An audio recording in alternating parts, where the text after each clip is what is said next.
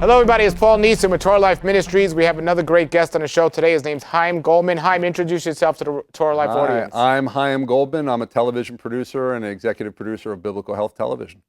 Well, Chaim, you grew up in the northeast of the United States in a Jewish family, correct? Yeah. And today you're a believer in Yeshua, known as Jesus, correct? Mm-hmm. Okay, can you tell us a little about your testimonial of how you went from a kid growing up in Philadelphia to now being a believer in Yeshua? Okay, sure. Well, I grew up Reform Jewish. It was pretty much secular. I did go to synagogue. I did have a bar mitzvah, but I didn't know anything really about a relationship with the Almighty. But I definitely appreciated being Jewish. I grew up in the Philadelphia area, which is a pretty Jewish area, and I went to Sunday school learning about the Bible and to Hebrew classes for my bar mitzvah somewhat.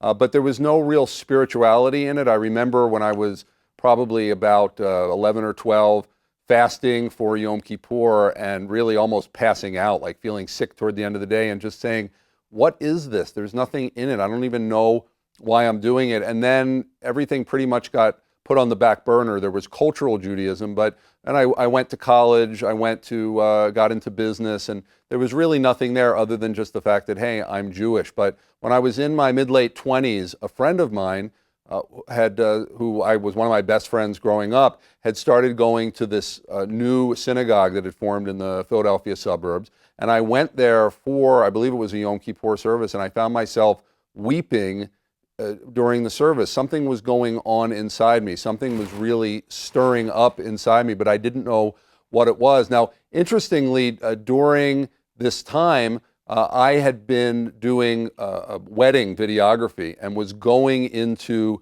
churches as a business to tape weddings. And it was later that I realized that I was actually hearing the word, at least the Bible was being spoken, and that it was going into me, because later that ended up coming out. But a couple of months later, through just a strange set of circumstances, which always it seems the Almighty orchestrates these circumstances when He's calling you, when the time comes to call, something was going really well in my life, and I woke up on a Sunday morning and I felt like I wanted to praise God. Very, very strange. I don't know why, but I knew, well, it's Sunday. There's not going to be a synagogue open. I need to go to a church. I mean, when I look back at this and I think back at this, I can't even believe I'm saying it because it's so strange. I was in this zone. But I had gotten somewhat comfortable going into churches just because of the weddings. And so I looked in the phone book and I called up a church and I got an answering machine. It said their services have started. I called up the next one. The pastor answered and he said, we have services in a half hour. Come on down. And I was about 10 minutes away. I put on a jacket and tie and I went down there and I walk in to this church that was in the upper floors of the YMCA in the very center city of Philadelphia, a black church. I think I was the only white guy in the place. I had long hair like I have now. I didn't have long hair for a while. I have it back now. I had long hair. I walk in and the people were so great. They were praising God in this African style dance that I had seen in the times I had been down in Jamaica, and just had a wonderful time. The people were great. And I don't know what the message was. I really don't. But at the end, when they did that altar call, I just knew that I needed to go up. I didn't know why. There was an unction inside me. I couldn't deny it. I had to go up, and I proclaimed Jesus as it. But that was so absolutely confusing to me, because as a Jew, it was sort of like, well, what do I do now?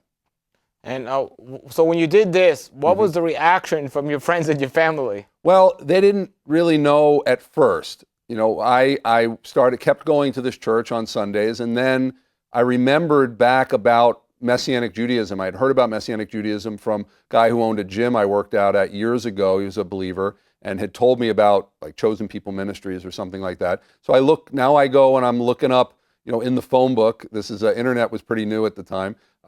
Looked up in the phone book and found out that there was this Messianic congregation 10 minutes in the other direction. So I started going to both places.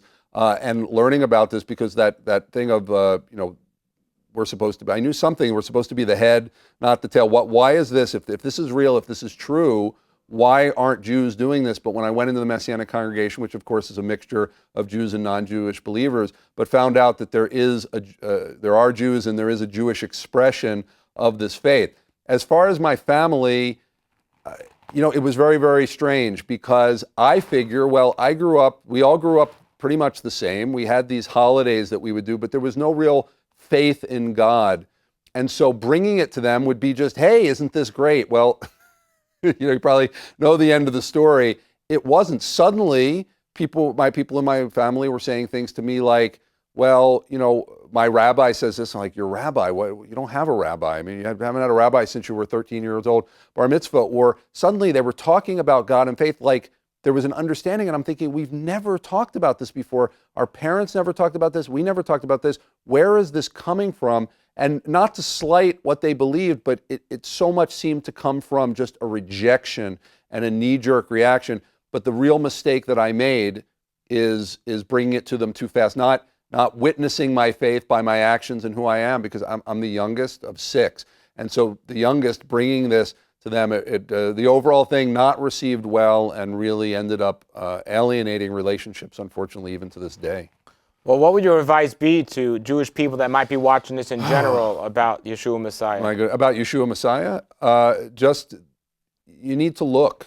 I mean, that really is what I've found is, first of all, and I know this sounds like it's a platitude. It's something you hear on a Jews for Jesus pamphlet, and I don't want to go there because my faith really is my own. It's something that I've had to walk out for years. I started, as I said, in an inner city black church, then went into Messianic Judaism, which at least this part of it wasn't so much Torah observant. Then I moved into Torah observant. Then I went to Israel for 9 years, and we sort of did our own thing, living as Jews in Israel, which is a whole other experience. So I've been around, and I've been in different ministries and different levels. So where I am right now is where I am right now.